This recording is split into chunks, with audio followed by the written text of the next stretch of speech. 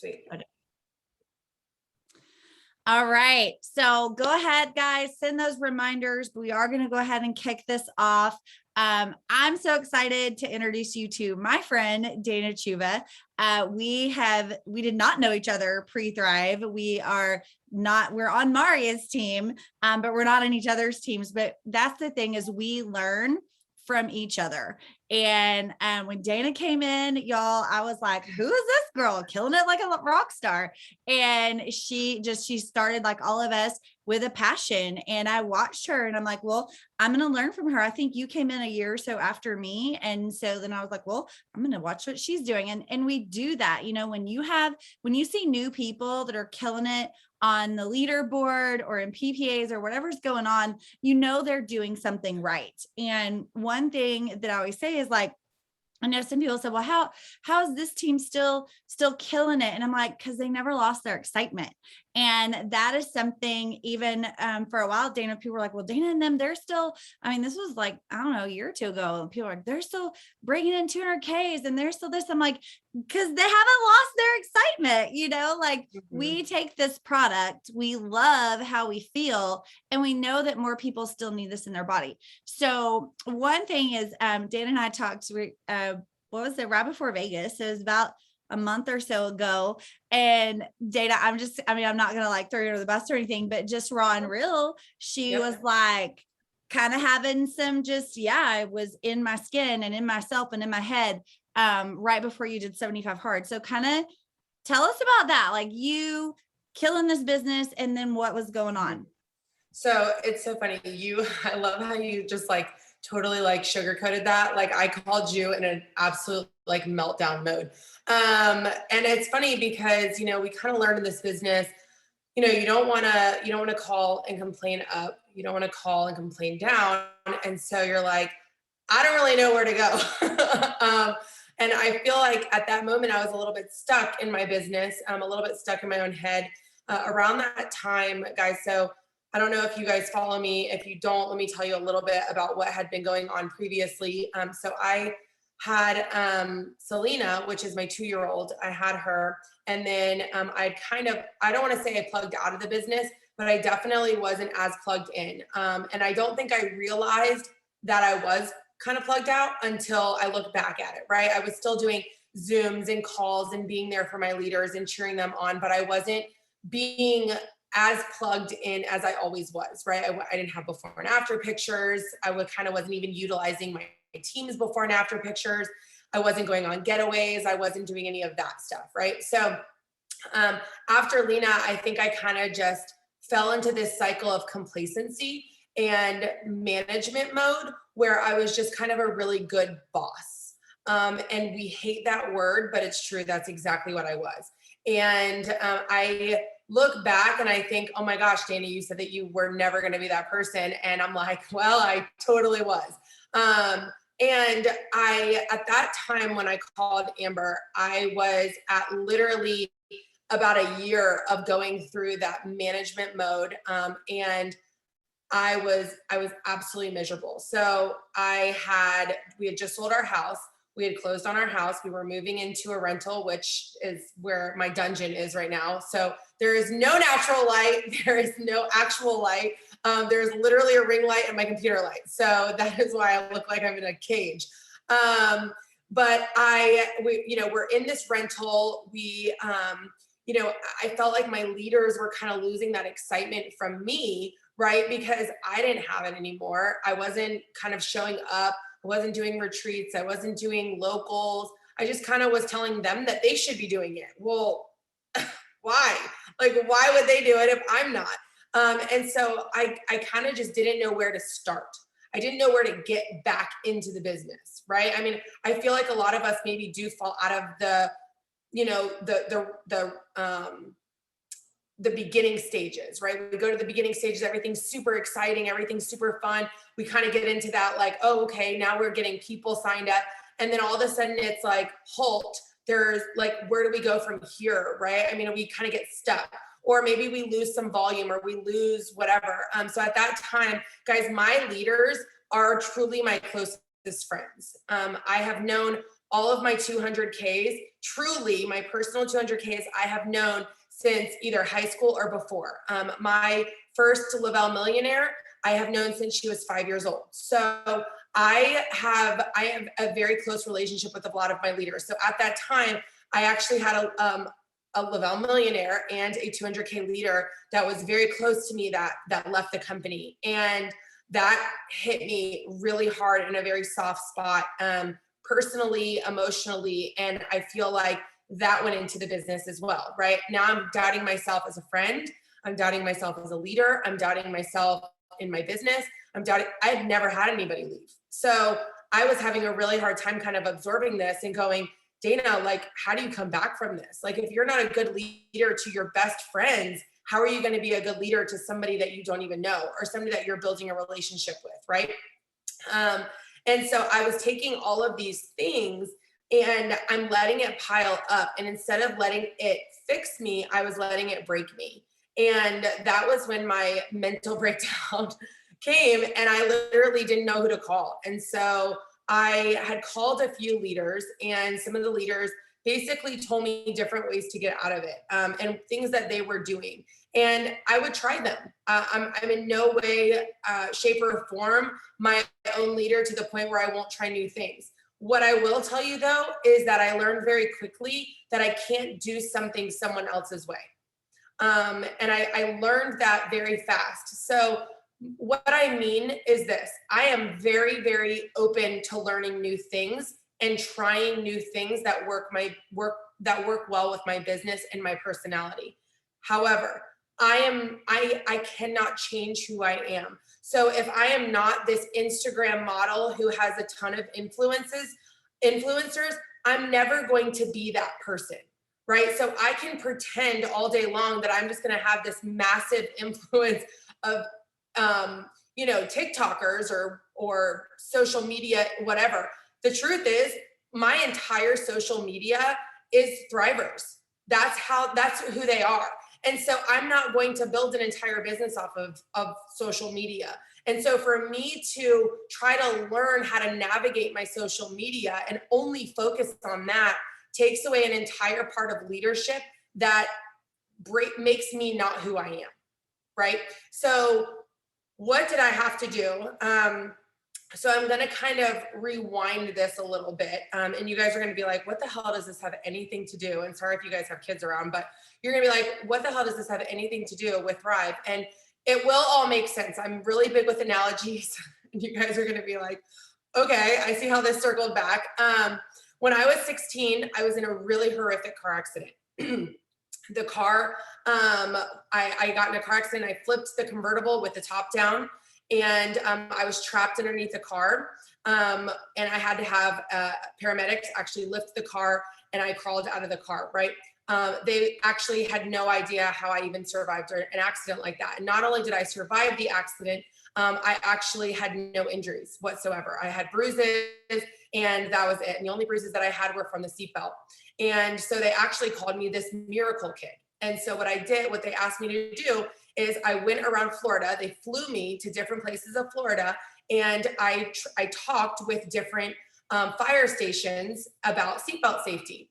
And I did this for probably a year and a half, which is a really funny story. My husband used to ask why I have a ton of firefighter shirts. He's like, why do you have a bunch of firefighter shirts from all over Florida? I'm like, that's a story we're going to get into another time, right?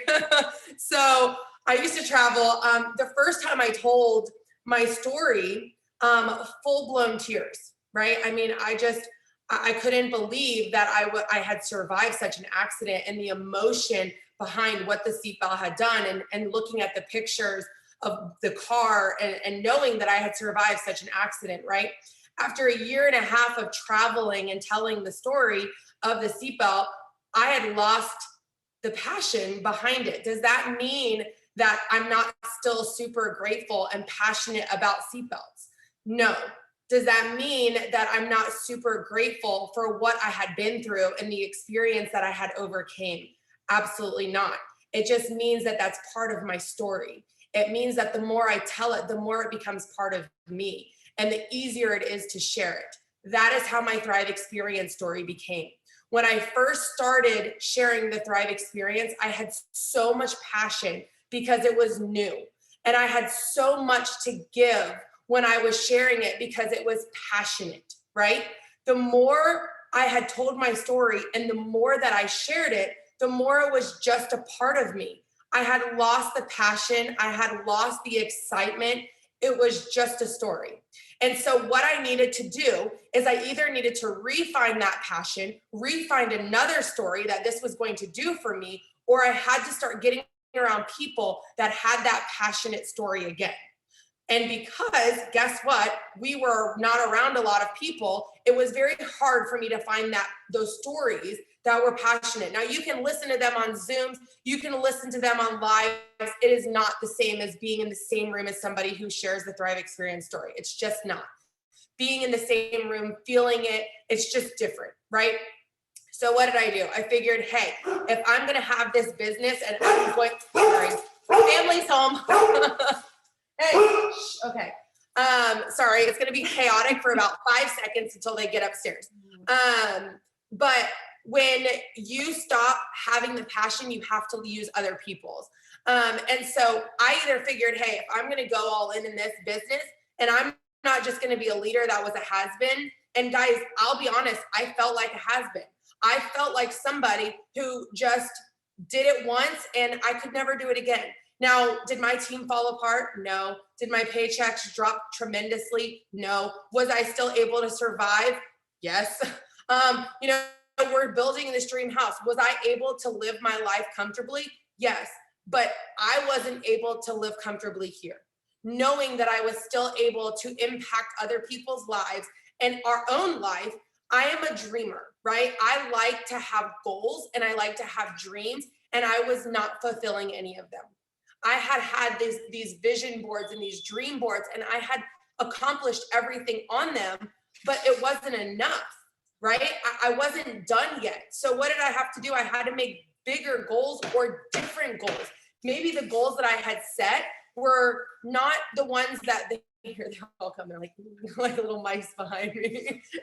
So I just had to make maybe different goals, right? Y'all, this is what I'm talking about, like living in like, I'm not kidding, like pretty soon we will be in this house and I will have my own awesome. And I mean, do you remember that's how we started this business too, though, right? Like the kids were everywhere and everything and doing team calls and whatever. Like we were doing things with all the noises. I remember one time I was on a team call and I stepped in dog pee and I was like, what the freak? And I was like, I'm so sorry. like just, it just happens, right? Well, and when we started, like there really wasn't even Zooms. So you would just kind of like mute your phone and you would just be like, okay, guys, I need you to just be quiet. I remember kicking Fernando out of the car like one time, and he had like the kid, like Silas was in a baby carrier, and Sophia's just standing there outside of the car while I'm doing like three-way calls, and he's like, seriously, like we're kicked out of the car. I'm like, you guys can't be quiet, so you're gonna sit outside until I'm done. And I just remember like this is how we did. But on Zoom it's a little harder because people can see you. But anyways, so I had to figure out a way to either relight my fire or be around people that made me dream again, right? I had my leaders kind of, oh, well, I don't need things that are that nice, or I don't need things that are, and I'm going, oh my gosh, this is not you. Like, I remember you going, why won't my friends let me dream big? Or why are my friends not dreaming like me? That's you, right? These are my friends that I know. I know my friends, and I know that they're going, you know, they want to dream big. They're just afraid to. And so I'm like, you know what? I am somebody who has to show them. And so I had seen 75 Hard on Facebook, and actually it was on Instagram.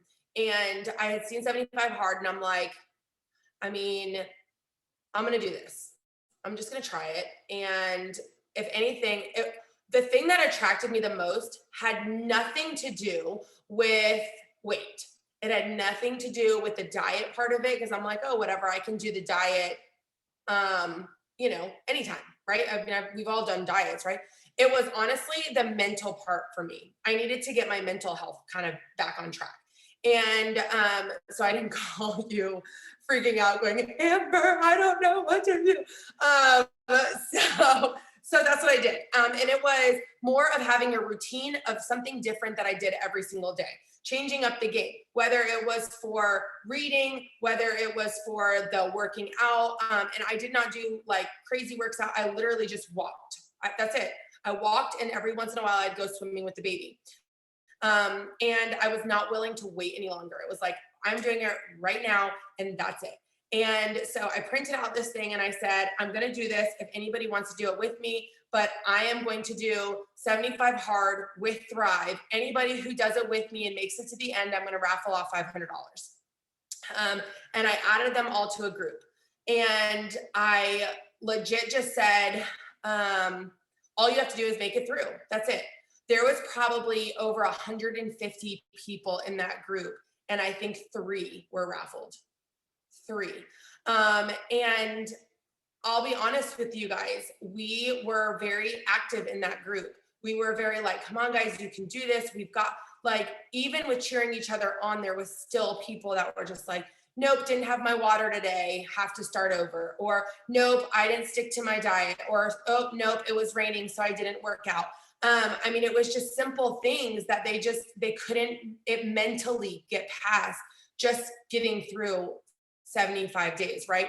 And I'll tell you, the one thing that made me push harder was somebody had said, there's no way that she's going to be able to do it because she can't give up alcohol for 75 days. And I was like, that was all I needed. Like, I literally just needed for one person to say that I couldn't do it. And not only did I do it, but I was like, not only am I going to do this, but I'm going to do it tenfold. Like, I'm going to show you how good I can do it, right? And so I went with it. And I'll be honest, guys, the people that signed up, because if they wanted to be a part of this challenge or whatever, they had to do 75 hard plus Thrive. They couldn't just do 75 hard. They had to add the Thrive. So if they wanted to be raffled off for $500 and get through it, they had to add Thrive too. So people who weren't Thrivers had to buy Thrive. So I probably got like 3 or 4 people that just signed up for Thrive just because they were like, well, I want to do this challenge.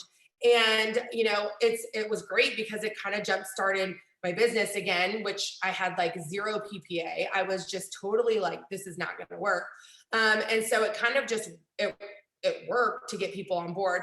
And then I will say, like, being a product of the product was a big start, right? So people see the consistency. I will tell you, people are tired of seeing my before and afters. I'm tired of seeing my before and afters. It's horrifying every day to wake up and be like, oh, listen, I'm telling you, like, I wake up every day and I'm like, oh, I have to post it again. But I'll tell you, every single day I get somebody that writes me and is like, oh my gosh, I'm interested in Thrive. What have you been doing? And so I keep posting them because I'm like, I keep getting, like, I post the same pictures and people are like still reaching out. And so it's just being a product of the product. Sometimes it has nothing to do with the weight. It has to do with the smile in the picture. I noticed that you're smiling. Yeah. And I'm going to kind of just stop you right there, because what I've noticed, so in your feed now is what was in your feed when we were new, right? Mm-hmm. It was the before and afters, the, oh my gosh, I'm smiling. Oh, look at that selfie. Look at this selfie. You know, like those were that we couldn't stop posting and sharing. And I think when we get to a point, because after you and I had that conversation, I was like, I need to, you know, I'm kind of going through the same stuff. And I was like, you know, I had stopped. I still share. I just wasn't sharing as much and with as much passion, because I was like, well, everybody's heard my story and everybody knows I have an audibleness and everybody, you know, like I didn't want to just be repetitive, and I didn't want to be, oh, she's bragging, you know, like where before it was just, oh my gosh, look what I did, you know, or look what they did, or look what happened. And it was so funny for you, because when we were texting and then you started just telling me all this stuff, I was like, who has your phone? Like, I was like, that's not Dana. Like, who? So that was when she's like, can you talk later? And then we just, and she's not alone, you know, and that's the thing. And so she made a decision to restart and reignite the passion. And whether 75 hard did it for her, or that helped her get out of her mental, or whatever happened. And so that's why I'm like, we have to do whatever it takes to get back to that, because here's the thing. This company isn't going anywhere but up still. And there's nothing, there are new people coming in every day. And by the way, Dana, so this conversation, like I said, this happened a little over a month ago. And you at that point were like, I've made a decision. It's been great for my mental health. This is what I'm doing. Well, then like just a couple weeks later, you're qualified with VIP for Punta Cana. I'm like, wait, how'd she go from 0 PPA to qualified for VIP? Like, what the heck? So I will say, because I was looking kind of in this feed right here, and it says I can't get people. And I will tell you, because I've been there, and I literally have been to the point where I'm like, what is wrong? Like, why won't people? I know people need this. Why won't they join? Like, why won't they sign up? And I will tell you, people will join if it looks fun, if it looks exciting, if it looks like something that they want to join. If it looks like drama, if it looks like it's business, if it looks like it's a scam, if it looks like it's something that is going to benefit you and not them, they're not going to bite. So I will tell you, they're more willing to jump on board if it looks like it's just a freaking blast. And I think that's the difference, Amber, is before I was looking for the person because I was in panic mode, because I didn't want to fall to 0 PPA. And I'm going, oh my gosh, I need someone to sign up. Why aren't people signing up? Versus, I don't care if you sign up. I feel great. Like if you don't sign up, that's on you. Like, I feel great. And now people are like, hey, how do I get this freaking detox? And I'm like I had one girl, she says, hey, can I do 5 days before Thanksgiving and 5 days after? And I'm like, you've lost your mind. No, like, I'm not going to sell you detox if you do it wrong like that. And she's like, well, I really want it. And I'm like, then you really want to do it the right way. So before I would have been like, I don't care. Like, if you do detox, like, just buy it. Like, right. Because that was like panic mode.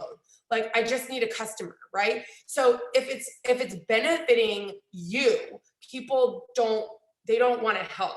Right. They don't want to be a part of that. They want to be a part of something that's fun, exciting. I mean, imagine like somebody standing outside their house and they're like, will someone please come to my party? Like, please. And you're just like, I mean, doesn't really sound that fun. Like, but if you walk by a house and there's like music blaring and it's like your favorite song and they're like, yeah, this is awesome. You're like, can I come? Like, this sounds great. It's kind of like that, right? Like, you want it to be like something that's fun, that's inviting, that people want to be a part of, right? And again, with inviting, let's be cautious of what we put on Facebook. Make sure that it's not something that is, oh, I have a headache today. Oh, I'm super tired today. This is something that I struggled with because, guys, we were home all the time with COVID. Well, we didn't have COVID, but with the COVID stuff, right? But I mean, we have to be cautious of what we're posting, right? Oh, the kids had this drama today. Oh, this, blah, blah, blah. People are attracted to negativity, right? But it doesn't mean that they want to be attracted to it in their life, right? So they might comment on it. Doesn't mean they want to be a part of it. It doesn't mean that they want to be a part of your business because they're commenting on it. You might have 1 million likes, but I guarantee you that they're going to order Thrive from somebody else. I hope that makes sense to you. When it comes to their health and their wellness, they do not want it to be with drama. They want it to be with somebody who is exciting, who is happy, who is fun, who is going to be a mental clarity person, somebody who wants to help them be better, not somebody who is going to create drama. So make sure you're lively and fun stuff on Facebook. I think that's another thing as far as that. So, well, and like you can, I tell my team all the time, you can be real without being negative Nancy, right? Like you can be realistic. So you're like, well, I'm not, I don't want to be positive Polly all the time. I'm like, you don't have to be, we don't have to just share our highlight reel, but we don't have to be woe is me about it either, Right. And so you can share when things happen, like last week when I slid down the hall in dog pee. Clearly there's like, I'm like, and that's relatable, I mean, like people who have animals are going to be like, oh my gosh, Amber, I did the exact same thing. Like the other day, I'm not even kidding. Like Fernando and I, we went through all of our clothes and the kids' clothes, and we had bags, right? And so we hadn't donated them yet. And so they were literally sitting right here. And I went to go get water and I tripped over the bags, fell, slid across the floor, have a bruise on my knee. Like, I don't was going to say broke my wrist, but I didn't break my wrist. And so Fernando's like, you are so dramatic. And I'm like, I flew across the room. And he's like, I didn't even hear you hit the floor. Like it couldn't have been that bad, right? But again, that's something that's relatable because that happens to people, right? But it wasn't a big complaining thing like, oh my God, my wrist is broken. I can't move it. I can't believe I fall all the time. Yeah, no. Right, like, my legs don't work anymore. Like, stuff that's relatable. And even if you turn it into like something that's kind of funny, people like when you soften a not a bad situation, but a situation like that, like dog pee. Yeah, it wasn't funny in the moment, but after the fact, it's funny, kind of. My elbow still hurts, but it's okay. Mine was my knee. I'm gonna have like this massive bruise on my knee. And I try to do stuff that people I know like to see. So my page happens to be pictures of my daughter, Lena. I realize that if I post something about me, I get like 3 people that are like, oh, you're so great. Whatever. If I get a picture of Lena, I don't care if she's making the ugliest face ever. They're like, I just love her. And I'm like, sure you do. Like all the pictures, I know. Well, and all the pictures you post of her, I'm like, I feel like I need an extra kid. Like maybe I need something new to take pictures of. Didn't tell me. I'm telling you, she is a handful. But anyway, so she always has all these crazy faces. And so I take pictures of her crazy faces and I just add like, this is the face that Lena makes when you ask if you can only take 2 steps out of the 3, and like I add stuff like that. And so people will be like, this is hysterical. So even if they're not Thrivers, they're like still looking at Thrive post. They don't really realize it. The other thing that I think that people are afraid to do is post too much. They're like, oh my gosh, well, I've already posted twice today about Thrive. Y'all, if you look at my page, I legit post about Thrive probably 4 times a day. Now, is it a graphic of Thrive that talks about like my, my stomach and my gut health? No, it's legit a picture of my family and it's Lena's face talking about, this is the face that Lena makes when it's talking. It's a before and after. It's my house being built. It's literally different things that Thrive or the business has provided. It could be a group picture of all of us at a local or a retreat and being like, this is, all of our friends that I've met throughout, this, and this is the kind of relationships that I've created through this experience. It's the camaraderie for me, whatever the case may be. I post a lot, whether it's on dripping Instagram, Thrive. You're dripping Thrive, sprinkling Thrive, whatever you want to call it. You're dripping that all throughout. So people they're seeing it, they're getting it, like they may have to see it 57 times, but on that 57th time, they're like, hey, I think I want that. It's just, who are they they're going to see it over and over, and it's parts of it are going to stick. And then they're going to go, man, I need more energy. Who has energy? Dana. Like, like they're going to remember that. They won't come to you. Like, they're not just going to be like, come up to you and be like, hey, so I really want to buy Thrive from you. Like, it's not going to be like that. It's going to be randomly sitting at the soccer field and being like, oh man, I am exhausted today. And that they've seen your post and you're like, well, you do know that I have something to help you. And they're like, I have seen that you've been posting a lot about that Thrive thing. So it's not going to be, and that's where your confidence has to be there. Because if you just ignore them and be like, yeah, it's been a crazy weekend, and you just kind of like blow it off, right? But you also, if you're too aggressive and you're like, yeah, you ready to order that Thrive stuff today? I have my link right here. Like it has to be like this friendly, interaction. It can't just be a sale, right? I mean, this friendly interaction of, well, I do have something that can help you.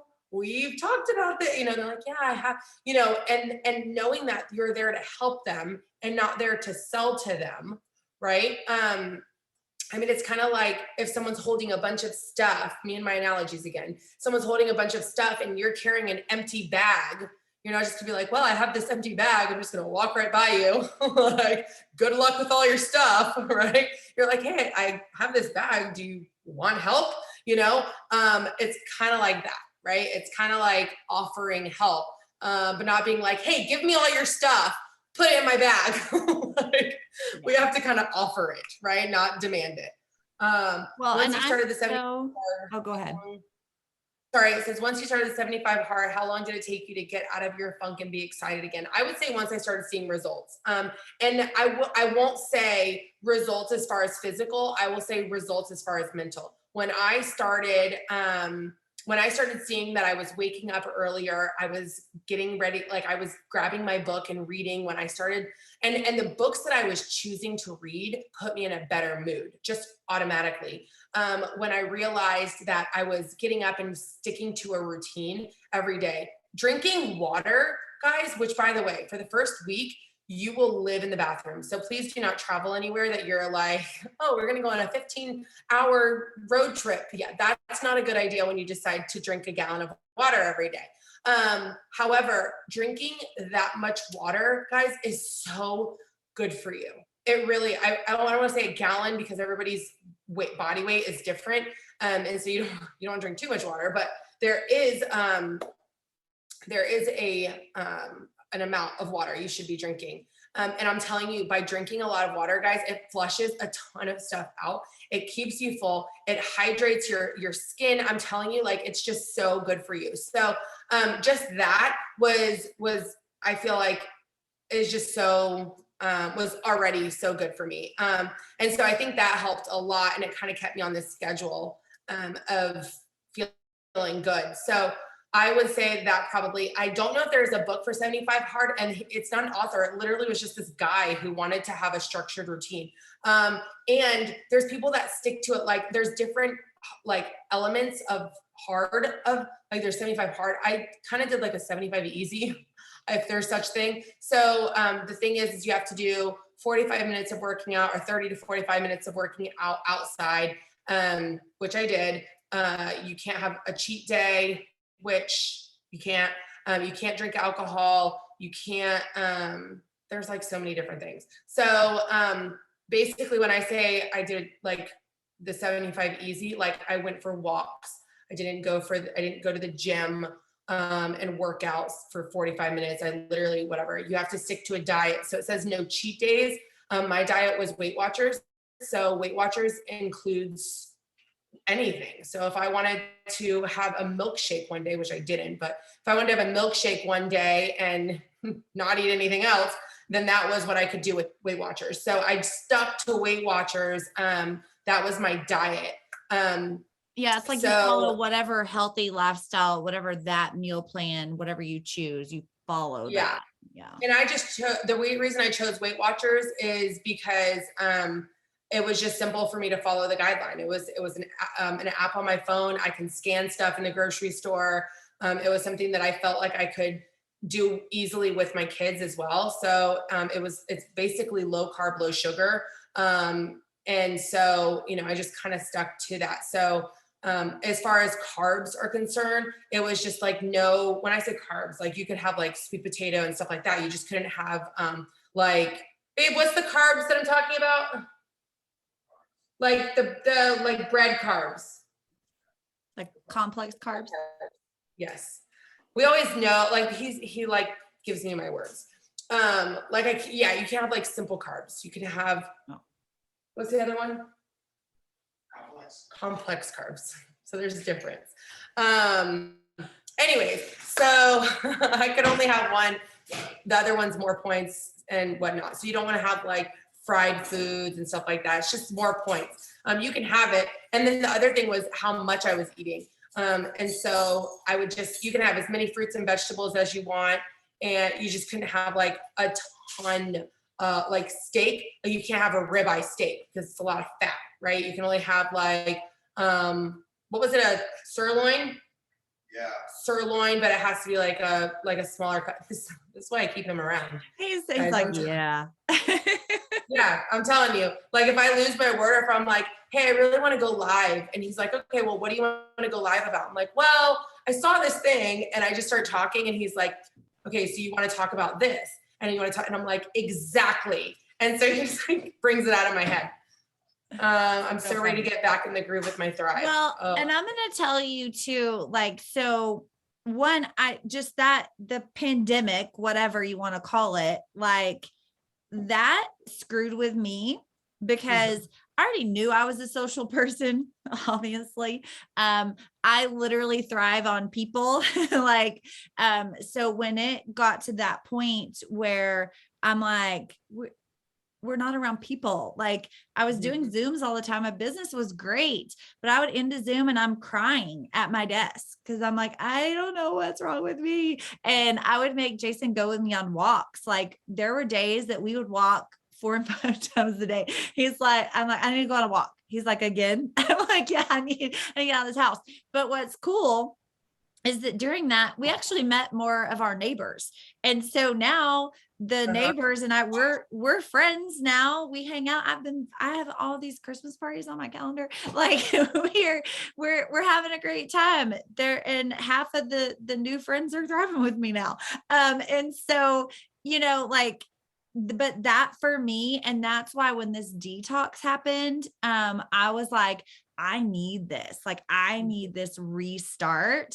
And to be able, I knew what Thrive did for me prior. I knew how bad I was prior to Thrive. So I was never going to stop my Thrive, just voluntarily. Right. Like I wasn't ever going to do that, but stopping it for this detox and then restarting, it's like, oh, wow, I had gotten worse than I realized, And so to just feel better, like I just feel better. And I couldn't button pants. I couldn't button. So, I just feel better. But one part of that, what I was getting at with the social stuff, we have got to get back into doing locals again.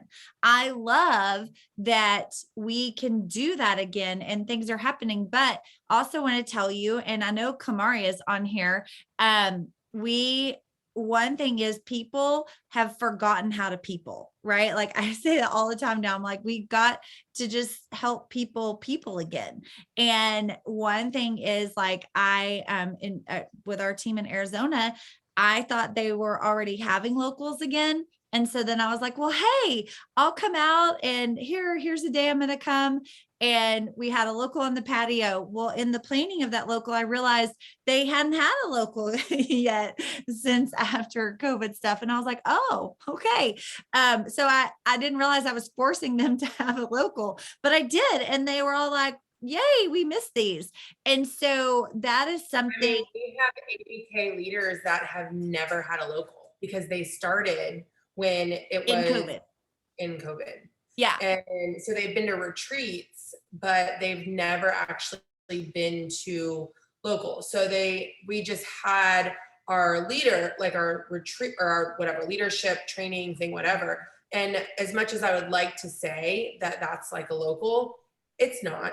Those don't have honestly. So there's a leader on my team. Her name's Bethany. And I'll tell you, when she was, I don't know if she's on here, but anyways, when she was on stage, I will tell you that every single person in their seat was freaking crying because her story, and she's been doing this for 7 years, but because there she is, she's here. But because everybody hadn't heard her story, she hasn't told her story in a long time in person.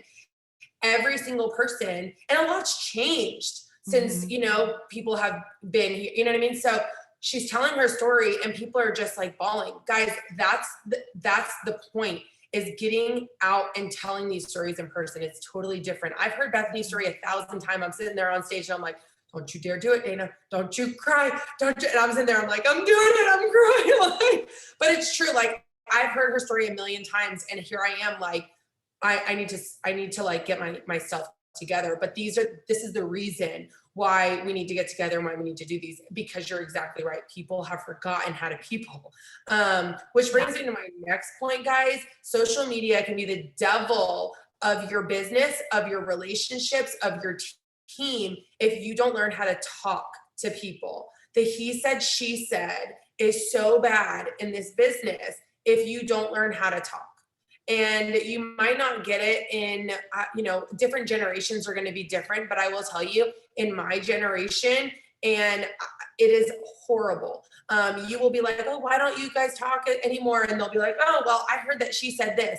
Oh, whoa, guys, that is the devil of this business. You have got to learn how to talk. I'm telling you, it can literally break your team. Do you have to be great with everybody on your team? Of course not, but this is a business and you do have to help people, right? So if somebody needs you, you do have to be there for them. Do you have to be best friends with them on Facebook? No. Do you have to say hi to them when you see them at a local? Probably. Like, that would be nice. It would be, I used this reference the other day. It would be like going to Target and you working at Target and then being like, hey, what aisle is this? And you being just like walking by, right? Like, you should probably answer. You should be like, oh, that's aisle 4. But if you see them at Chili's the next day, you don't have to go up to their table and say hi, right? The same is with this business. You do have to act professional. You do have to talk to your team, maybe. But again, there probably isn't even drama there, right? So just talk it out. And I guarantee you that there's probably nothing there. And we probably. Yes. And we make up a lot of stuff in our own heads, right. And if we read a text a certain way, or we read a social media oh, that was about me. I know that was about me. She totally wrote that about me. And she was writing it about her ex-husband. I mean, how many leaders I have had that are Lavelle millionaires or 200Ks that have, I'm not kidding you, wanted to legit pack up their stuff and be like, I'm done with this business. I can't handle it anymore because of that post was about me. They were talking about me. I don't know. I'm only there to help them and they don't appreciate me. And in reality, it had nothing to do with them because we make up this in our heads. Right. So again, you're absolutely right. I think it's just one of those things that, we're so hard on ourselves as people, so hard on ourselves as leaders, that we forget that people do love us, and they're not all out to get us. Right. I think that's a big one. That is huge. I love that Janelle, she said, I don't know anybody that gets stuck in her head. She and I talk a lot about that. She's like, I'm in my own head. I'm like, just get out of it. Like, stop thinking about being there, get out of it. So it's so easy to do. It is in this business. It is. Okay. I don't want to keep you long. I don't want to keep everybody else in longer. Is there anything on your mind, last 30, 60 seconds in this new phase 2 or 7 Dana and Chuva? I know. Well, my hair's changed quite a few times, but my mental game, man, has never been, I don't think, this clear. You want to say goodnight? I'll be done in a minute. My mental game has never been this clear. I was telling Drew that, at this training, I said, I feel like I'm restarting all over again. I feel like, and not just the product, I just feel like I'm excited again. He told us to close our eyes and picture the next 5 years like they do, which, by the way, we think that's so far away. Like, when we realize how long we've been doing this, I'm like, Sophia was 2, like she's 9. Right. And so to think about like how long that is, it's like, oh my gosh. Mine were 8 and 11 and I now have a college freshman. Like, yes. So to think about like how fast it goes. But I also, I picture a lot of the same leaders on stage and I picture a lot, but I'll be honest, I pictured an entire new team on there as well. And so I have never had that clear of a vision. I've always just pictured who I had. I've always been like, oh, maybe a new leader here, I saw, of course, there's people that have been on my vision board, Bethany being one of them, now that you've heard her name. She's been on my vision board for years. Like, she will be this Lavelle superstar that you're going to see like all over. but I'm telling you, like, I visualize like Mhm. all the things. So if you're not visualizing something, you have to get a game plan together. Yeah. Start getting excited about something, because you don't have a reason to wake up excited. People have their calendars maxed out to a T. It doesn't matter what's on your calendar if you have no passion behind what you're doing. And so my calendar is not full. I am not a calendar person. I am literally like a notepad person. And if somebody tells me I need to be somewhere, I'm like, oh, okay, well, I'll get there. I'm just kind of like splattered all over the place. I show up where I need to be. I don't really know how, but it happens. I'm just splattered all over. However, I show up with passion. When I come full force. I know what my goals are. I know what I'm excited about. I get there because I know what I'm waking up for, right? I get up and I'm like, let's go. If I'm not excited to wake up for something and I don't know what I'm shooting for, it doesn't matter how many things I have on that calendar. So I think it's important that Fern does have a secret calendar. He does. He's like, babe, you have to be here. All right, wrap it up. You got another Zoom, which I do. Yeah. So I think it's important to know that you need to make sure that you know what you're striving for. You need to have that vision, or else it doesn't matter.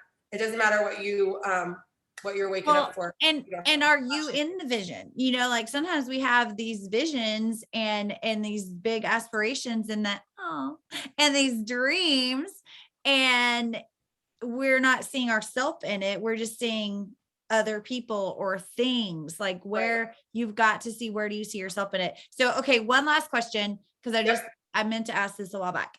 Okay. So you hit VIP for Punta Cana, which is not easy.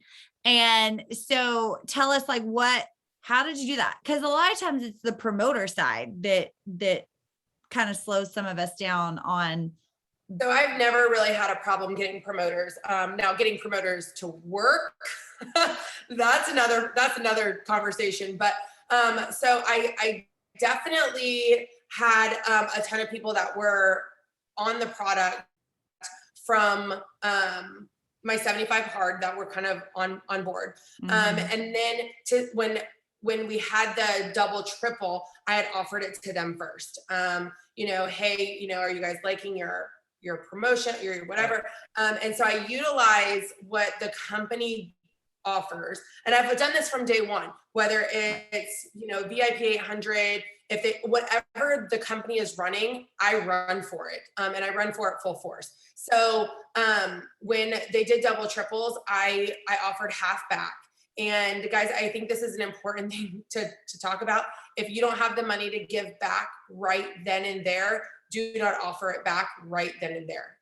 Don't say, oh, I'm going to wait until I get paid and then I'll give you the money back. Don't do that. If you don't have it right then, don't offer it. Wait till you do, until you offer that, because I've had that backfire on people. So I did double and triple. I offered half back, and that did get quite a bit of people because they wanted that deal. And then I had some people that switched, and then they ordered their packages because they wanted to promote. So I got a couple of people that way.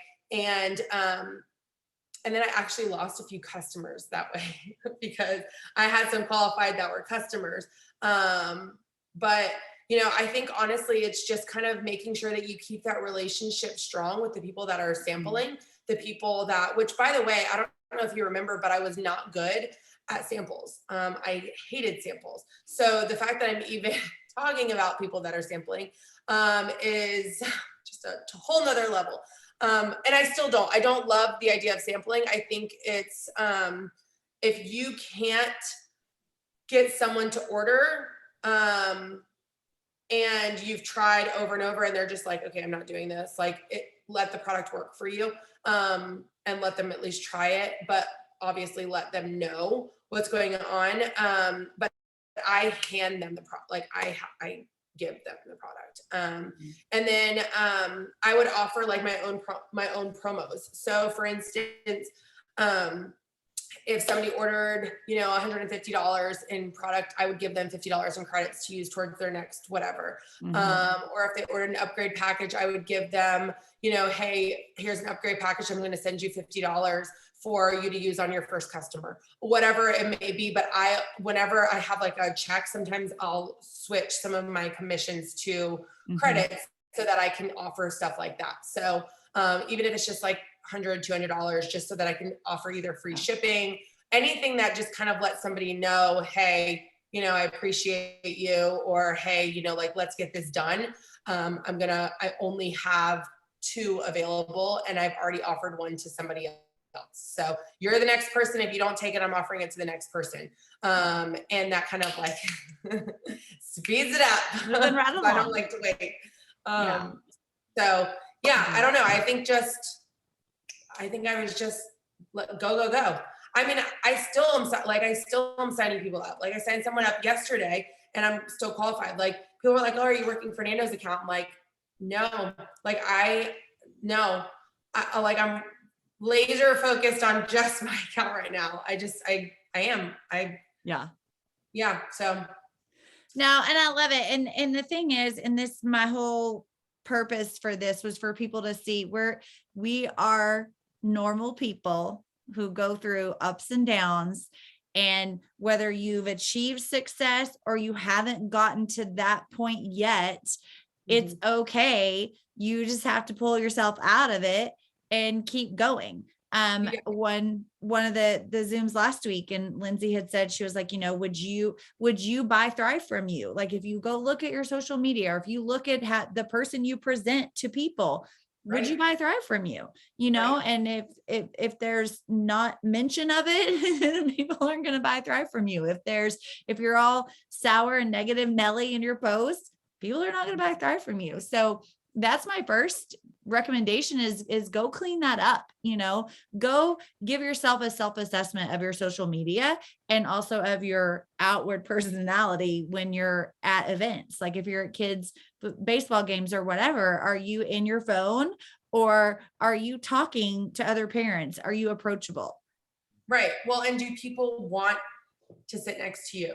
I noticed, often I would call people, and these are people that I would talk to all the time on my walks, on whatever. I noticed that people stopped answering my calls.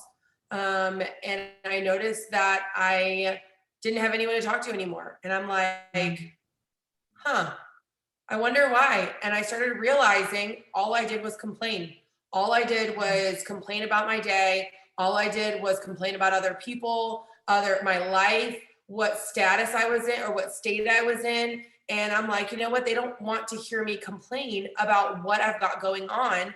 I need to just fix it. Like that is the only thing that I can do. And so guess what? I stopped calling people and I started fixing what was going on, and people started wanting to talk again. And now it's like, I don't really have that much time to talk because I'm a little bit more busy now, but I don't want to be the person that nobody wants to sit by because I'm always complaining. Or I don't want to be the person that they're like, oh my gosh, I can't talk to her anymore. All she does is just complain. Guys, that's why I started Thrive. I started Thrive because I didn't want to be that person anymore. And so to be that person in the middle of my journey was tough for me to admit. And so I needed to figure it out and I needed to fix it so that I could still be happy Dana, so that Amber didn't think that someone took my phone. Because if you guys saw who I was a couple months ago, you would have been probably pretty shocked at what I had let myself become. And again, I don't mean physically. I really do mean emotionally, because I am a very confident person and I had doubted every aspect of my life. I mean, I don't want to say my marriage, like our marriage wasn't on the rocks or anything, but I questioned who I was in our marriage. Am I good enough for him? If, am I good enough mom? Am I a good enough leader? Am I good enough, promoter for the company? I even wrote Jason and I'm like, I don't know if I'm meant to be a promoter at Lavelle anymore. Like the company has moved on and I don't know if I fit in the mold anymore. And You know, there is no mold, guys. We are our own people. We bring the mold to Lavelle. We are Lavelle. And so you bring your own little quirks and nicks and whatever to Lavelle and make it what it is. It's not just one person or one type of promoting. You know, you guys heard from Lindsay last week, last week. When? Last week. Last week. You heard from Lindsay last week. She runs her business a totally different way than I do. Does that mean that she's not successful? Absolutely not. Does that mean that I'm not successful? Absolutely not. You ask Lindsay if she has a calendar, I guarantee you she tells you that she has a color coordinated calendar, right? She does, doesn't she? You know that. You're like, I mean, yes, no, she I does. don't know. I have a color coordinated calendar, but I was thinking she was probably more just cut off.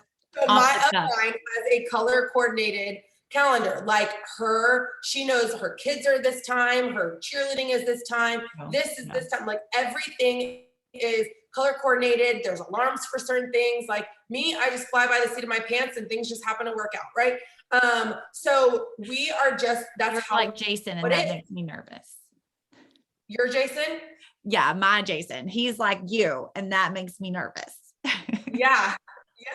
I don't have, like, there's the sticky note system. Like I can't do that. Like I have sticky notes everywhere and I'm like, I don't know. Like I see clutter. I'm like, take these down. Like I need to just I'll write on my hand before I write on a sticky note. Like that's just not going to happen for me. Right. So everybody has their own way of doing things. It doesn't mean it's right or wrong. It means it's your way. Right. You can be trained a million different ways, but if Amber trained me her way, I wouldn't succeed in this business, right? Because I would be trying to be Amber. I'm not Amber, right? If I trained Amber in this business, Amber wouldn't be successful because she would be like, I need a free calendar, like, right? So we have to do things our own way, and we have to find out who we are our own way and things that make us happy, right? So if you've lost your happy, if you've lost you, find it, figure out a way to find it. And if that means that you're not going to be on every single Zoom, or you're not going to be doing lives 24/7, guys, take that moment and figure out your brain first, because it doesn't matter how many Zooms you show up on if you're not showing up, right? I mean, like showing up. If you're just sitting there and absorbing half of the information because you can't actually absorb it, then it doesn't matter if you're there anyways. No, I'm about to cry. Okay. So that was fabulous. Thank you. Thank you so much. Thank you, everybody. And like she said, yeah, you have to show up for you. What is that? What does it mean? What does it look like? And I know this is harder than it sounds, or easier said than done, or I don't know, whatever. But if you don't know, figure it out. Like that's harder. Yeah, that's harder. I don't know how to phrase that, but whatever. It sounds really simple, but it's that realistic. You got to dig inside and you've got to figure that out. And that's the part. It might take you a couple of days. It might take you a couple of weeks. It might take you a couple of months. Doesn't mean you can't share, thrive along the way. But the more you figure that out and really be honest with yourself, the faster you're going to see the true passion come back out. For sure. Yep. All right. Thank you so much. Bye. Y'all.